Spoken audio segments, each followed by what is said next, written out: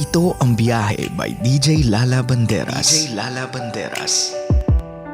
Kasama niyo pa rin DJ Lala para sa ating programang Sakto, Klaro, Diretso. Unang stop ng ating hashtag Biyaheng Agawan. Sa totoo lang, wala naman akong makitang magandang epekto ng agawan unless business siya. I mean, it's really great for a business kasi ibig sabihin, nagkakaubusan. But if we are talking about partnership or relationships, it's never a good thing kung magkakaroon ng issue ng agawan. Kasi if and when you are committed to one, walang agawan na magaganap. The other person won't stand a chance kasi ni subok hindi niya magagawa. Hindi ko din naiintindihan bakit sa relasyon may nakikipag-agawan. If yung jowa o asawa nyo ay sumama sa iba, you don't need na agawin siya pabalik.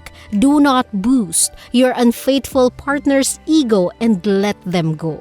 Bakit mo aagawin ng isang taong unang naging iyo? Kung sumama siya sa iba, clearly, bukod sa wala siyang kwentang tao, hindi na siya masaya sa relationship ninyo. Now, if you're gonna ask me kung paano kapag may anak kayo, this is me. But I think that's even worse. Kung ang partner nyo ay hindi inisip ang mararamdaman ng mga anak ninyo bago siya gumawa ng kabulastugan niya, then what kind of a parent is he or is she? 'Di ba? So same lang, let them be. Magpermahan na lang kayo sa barangay tungkol sa sustento rather than let your kids go through that painful tug of war. Love, hindi mo kailangan makipag-agawan kung ikaw talaga ang mahal at ikaw talaga ang gusto niyan. Okay? So at eto na nga po ang second stop ng ating hashtag Biyaheng Agawan. Love, sa mundong to dapat maagap ka. Dapat kung mabibigyan ka ng pagkakataon sa bagay at oportunidad na gusto mo, i-grab mo agad yung chance and once you have it, give it everything you got to be the best at it. Kasi tunay yung kasabihan nila, my love lost time can never be regained. Kakibat na mga oras na nawawala yung mga oportunidad na maaaring di na maibigay sa'yo muli. Nangyari na kasi sa akin to once. Hindi ko siya pinanghawakan para maging akin, though I am happy for the person kung saan napunta yung opportunity na yon kasi I think that person really deserves it at para sa kanya naman talaga yon. But how I wish I gave it my all para wala akong regrets. Career-wise to ha. With that being said, career-wise, ayan, do not make the same mistakes I did.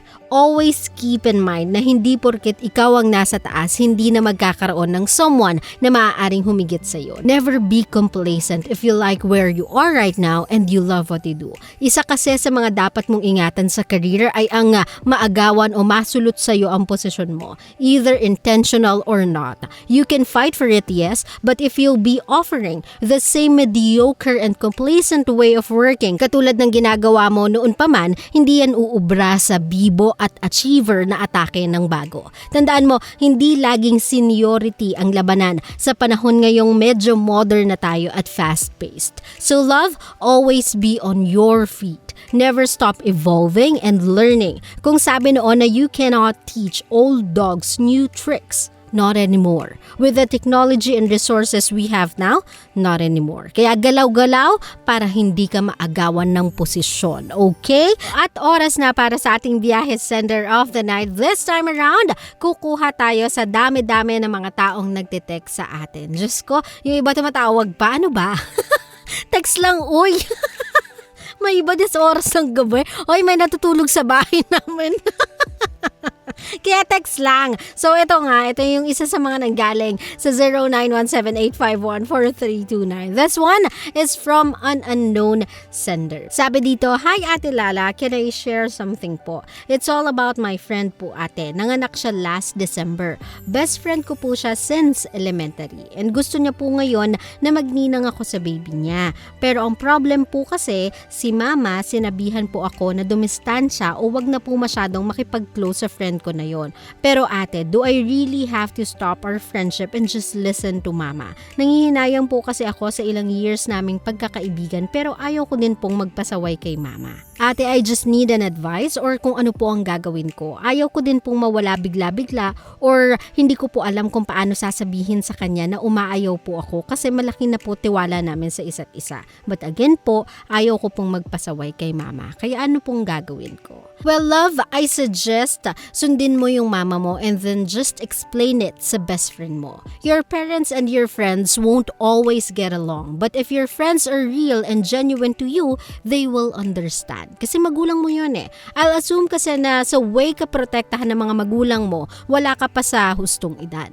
Even if you are, maybe nag-aaral ka pa din or nasa poder ka pa din ng mga magulang mo. That's the reason why I do understand their actions. One day, my love, kapag nagkaroon ka na ng sarili mong pamilya and you have your own kids, you will understand na your parents, especially your mom, don't mean you any harm. Siguro nakitaan lang talaga niya ng hindi kagandahang asal yung best friend mo or may kinilos lang siya na hindi nagustuhan ni mama mo to the point na natakot siya na baka ma-adapt mo yung mali niya or yung ganong ugali kasi nga close kayo. Hindi din naman porket sinabi niya sa'yo na dumistansya ka, hindi na kayo pwedeng mag-usap, diba? There are a lot of ways for you guys to be connected nowadays. Ang pagkakaibigan naman, my love, hindi yan nababase sa dalas ng pagkikita, kundi sa lalim ng pinagsamahan.